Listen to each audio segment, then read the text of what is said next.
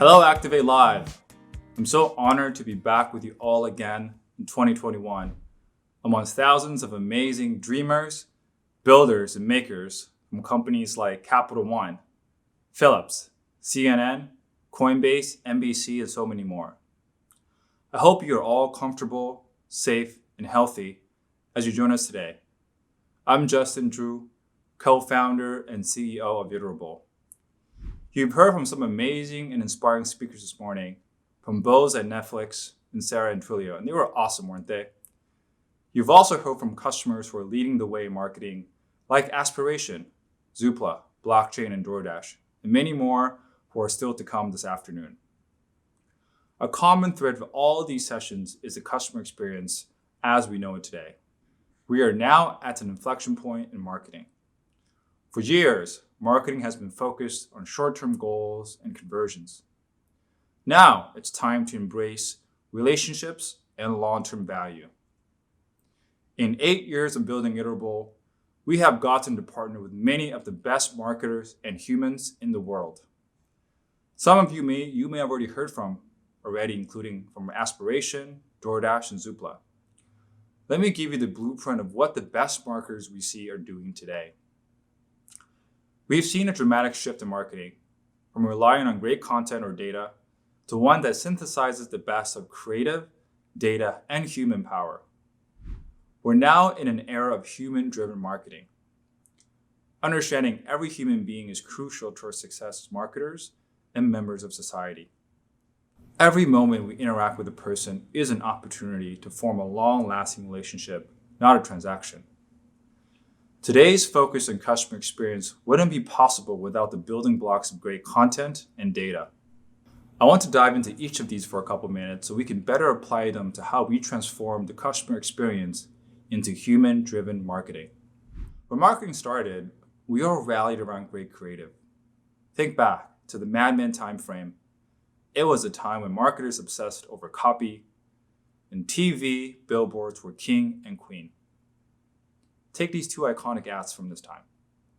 First, the Wendy's hamburger ad that brought together three lovely grandmothers who asked, "Where's the beef?"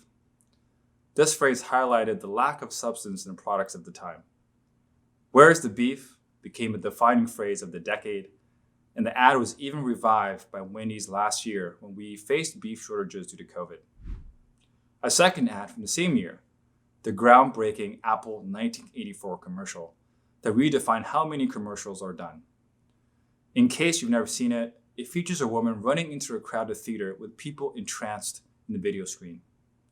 Suddenly, she swings around and throws a hammer into the screen, freeing them all from the trance of the voice on the screen. While we all know Apple today as one of the most successful and iconic companies of our generation, this ad really helped set them apart in a time when personal computers were taking off. With the rise of the internet and the dot-com boom, marketing became data-driven. We based decisions on how many people visited a site, opened an email, or clicked a link.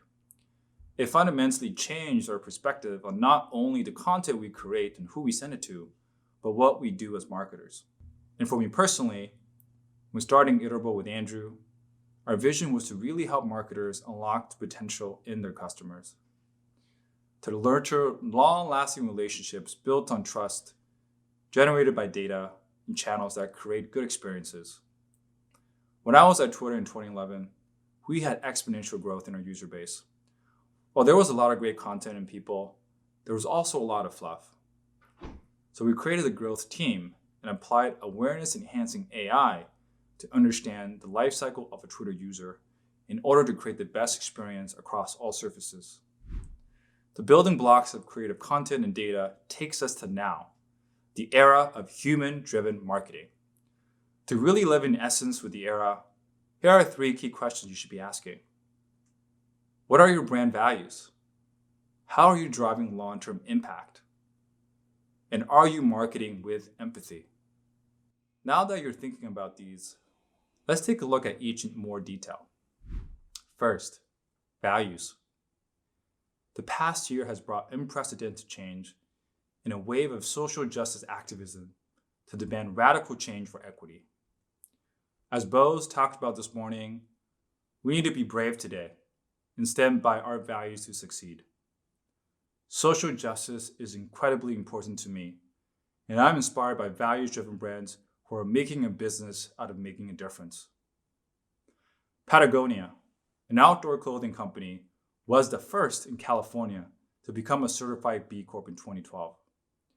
And last year, when our majestic parks and waters were threatened to be seized for profit, Patagonia changed their entire homepage to protect these spaces for all of us to enjoy and cherish. These marketing statements didn't come by accident and were a conscious move rooted in deep values around the environment and sustainability. Connecting your brand to your passion for the environment and social good not only feels right, but is a boon for a healthy company. Here at Iterable, we've kicked off our year with the objective to increase equity and hold us accountable as global citizens. We have committed to increasing the number of women and underrepresented minorities hired to 50% and 20% respectively across all levels of the company. These commitments reflect our values of equity and inclusion to represent the communities we serve. There are countless examples of companies marketing their authentic values, especially from the past year. From Apple's focus on privacy by disabling anonymous tracking by default, to Allbirds' commitments to providing over 50,000 pairs of shoes for healthcare workers during the pandemic. These are just two examples, but they're central to the values of these companies who are doing great human-centric marketing today. Take a moment. Think about what values you show to your audience, and how do they define your values through your marketing. Next, let's talk about impact. Marketers are generally tasked with growth and driving revenue, and oftentimes this makes a focus on short-term goals and conversions. But when we think about people, we need to consider relationships and not just the bottom line. So not only how you convert that individual, but also how you actively take part in their entire experience so they're cared for on the road towards a long-term relationship. Fundamentally, what matters is their impact on human lives, our society, and nature. Now lastly, the third pillar, empathy. It's become a bit of a buzzword in marketing. But now more than ever, especially over the past year, it's crucial for all of us. How can we fundamentally succeed if we don't deeply understand our customers and what life is like for them? While we're all remote, it's harder than ever to gain empathy at scale. No one wants to hear from a brand when they're upset about a customer service issue. And empathy requires understanding and having conversations, which we're focused on. At Iterable, we've been building solutions to help you connect with and understand your customers to build more empathy. As we wrap up the foundations of great marketing today, I want to give a shout out to all the dreamers, builders, and makers. Great marketing is built when all of you work together in an inclusive and values-driven manner. And we're excited to be partners alongside you as marketing continues to evolve. Human-driven marketing starts and ends with people. And to talk about how you can leverage technology to do that, I'm happy to turn it over to my friend and colleague, Bela Stepanova. Thank you, Justin, and hello, everybody. I am excited to be here with you on this exotic virtual island. As a product leader, I often get to talk to you about our product roadmap. And whilst that's one of my favorite topics, I love that today's different. And that's because Justin just started a very important conversation. The one about building relationships through empathy, values, and positive impact. This topic is near and dear to my heart. And as we think about building experiences, there's always a human on the other end of that conversation. And through all of those hundreds of journeys and thousands of campaigns that it takes to power modern communication, on the receiving end, there's only one single continuous experience for the consumer. A friend of mine recently bought a car at a dealership and then came back home. And a few hours later, he got a marketing message saying that maybe he should buy a car from them. And so while on the consumer end, sometimes that might feel almost ridiculous, we know that from a technology point of view, it requires a pretty large investment to create a unified and continuous experience across all of the different customer touch points. So where does one begin? Some of you might be working on unifying your data stack for a single view of the customer. Some of you might already be working on your first data science propensity models. But one thing we all know for sure, the bar for experiences has been raised. In the next 10 minutes, we will touch on 3 key steps to create a unified experience. And while I'll use some examples from Iterable, I'd like to invite you to think about the principles behind those products and features. And hopefully that will help you optimize your strategies. Let's begin. The very first step is to bring together all of the data in one platform for that single view of a customer. Zero-party data, all the attributes that people provided you about themselves, and first-party data, their engagement with your apps. As you bring together all the data, think about how comprehensive are the profiles that you're creating. And what I mean by that is the richness and flexibility of data. Let's take a purchase event, for example. Do you know what products the person has purchased and the attributes of those products? And what are the interactions that led to that purchase? Knowing more about each event will help you create more personalized and engaging experiences. Hopefully, most of you are already there, or at least on your way to unifying the data. So what's next? It's really about unifying all of the messages and all of the communications. And I don't mean just individual channels, but think about the message types as well. As you do that, the goal here is to make sure that communications feel like a natural conversation, easily flowing from one message to another based on real-time behaviors. For example, a conversation could start over an email and via deep links take you into your mobile app experience. And as somebody creates a transaction, brings you back to, let's say, SMS for transaction confirmation. A great example of that is one of our customers, Fender, a company that has inspired millions to play guitar.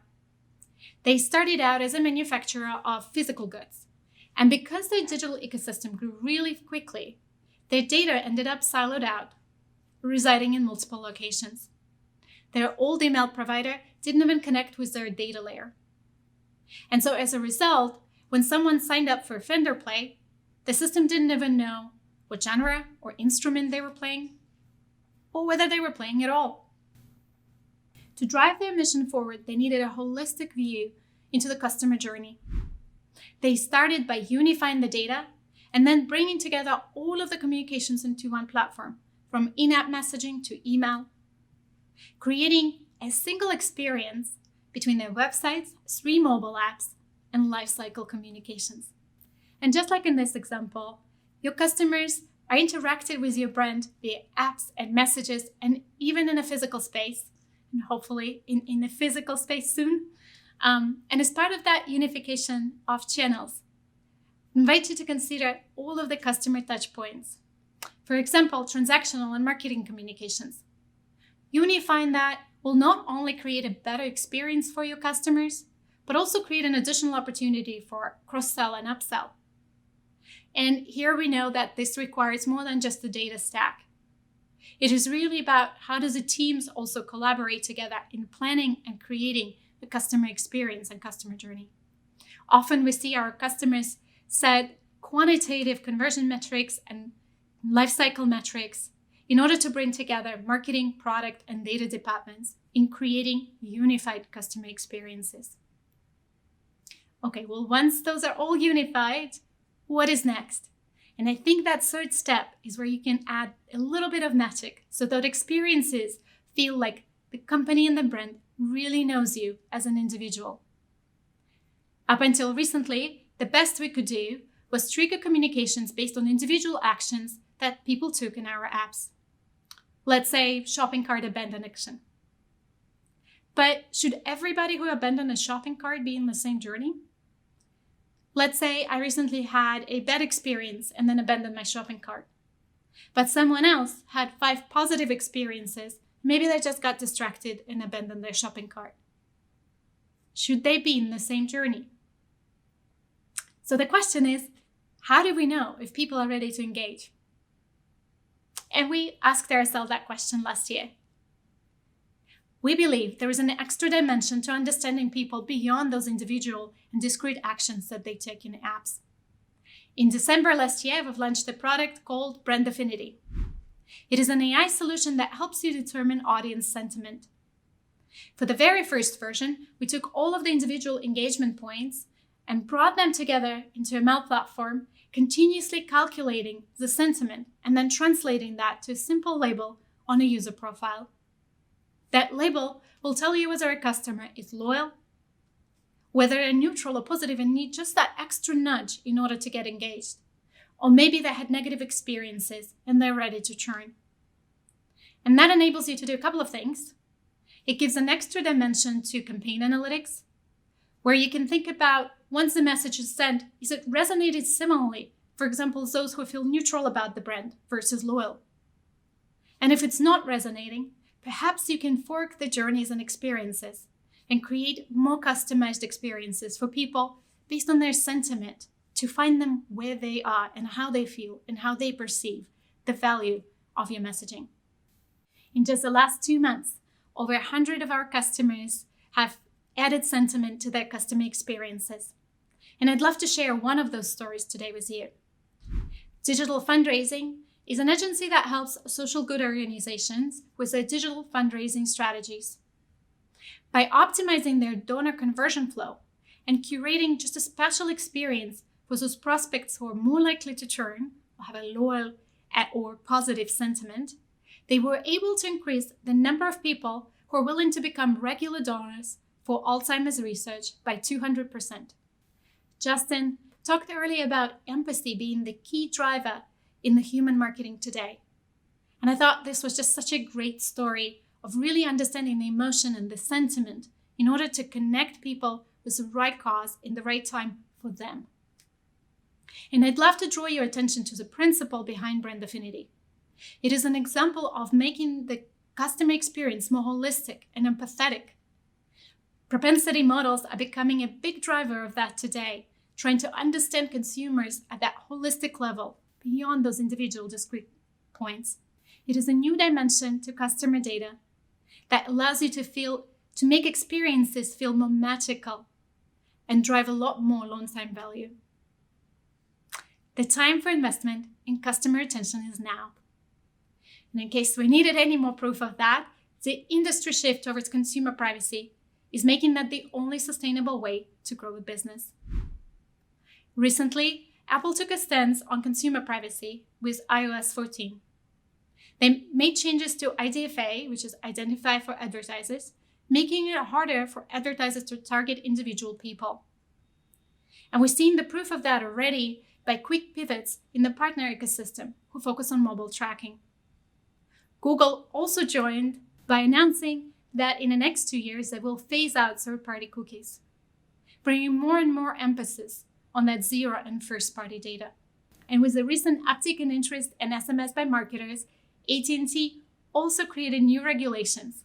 They now require that every SMS message has an opt-out language included. And we know it might be really hard sometimes to keep track and stay up to date with all of these announcements. So we work really hard to make it easier for you. And this week, as an example, we've launched an SMS opt-out feature. It will allow you to create custom opt-out text that we will automatically append to every SMS so that you can focus on a creative, and we will have you covered on the compliance side. All of these changes are making a huge impact on marketing today. In fact, Forrester predicted that just this year alone, the retention and loyalty marketing will rise by 40%. The age of zero and first-party data driving customer retention is here, and it's now. And while technologies are making it possible, privacy regulations are making it inevitable.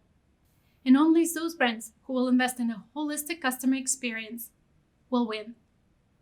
And it requires creating a single view of a customer, joining all of the conversation, all of the communications to make it feel like a natural conversation with a person on the other end. And last but not least, adding a touch of magic to the experiences by understanding people beyond those individual and discrete actions that they take on the apps. Imagine a world where all of that comes together with ease. And this is what we're striving for here at Iterable. Every single day, we learn from our customers and our future customers. what they need in order to build differentiated and unified experiences. And together with you, we hope that we can build a better world, one that is powered by empathy and positive impact. So thank you for listening today and for opening your hearts to be here with us. I hope you enjoyed the rest of Activate and all of the inspiring speakers to come.